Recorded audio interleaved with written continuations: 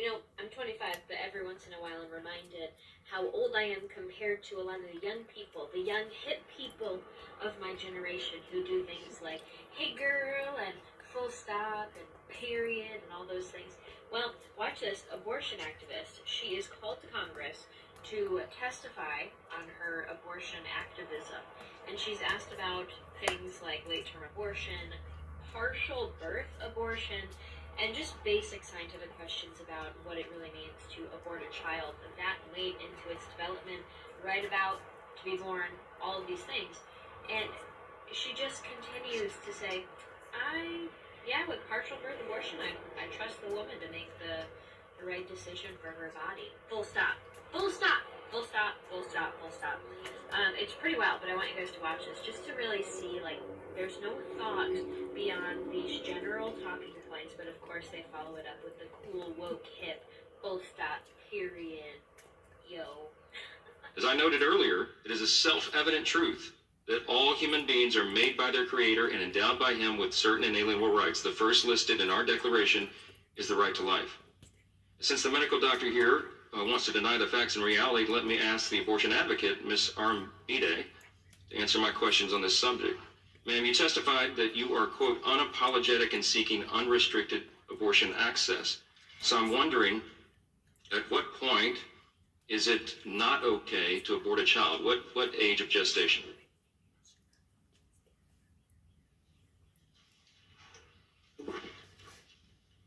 I trust all people to determine what they can and can't do with their bodies. Full stop. Okay. I also believe that human rights, including access to the medical care that they need within their communities, is something that should be afforded everyone. Great. Okay, so you support late-term abortion? I support all people and trust. That means late-term abortion. Do you support partial birth abortion? In other words, the child is half delivered, and then the woman says, my right, I want to take that one out. You support that?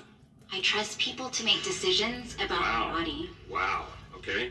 What about so abortion should be allowed then, by your definition, for any reason, for any purpose, at any stage, right? I trust people to make decisions about their body, and then when relevant, I think that they need to consult their medical practitioners. Okay. And not if it is, listen, let me just ask you this question. If it is not lawful and morally acceptable to take the life of a 10-year-old child, I assume you agree with that, right? That would be wrong, correct? I believe that. Okay, that is and wrong. a 2-year-old child, same thing, that would be murder. We would all agree that's wrong.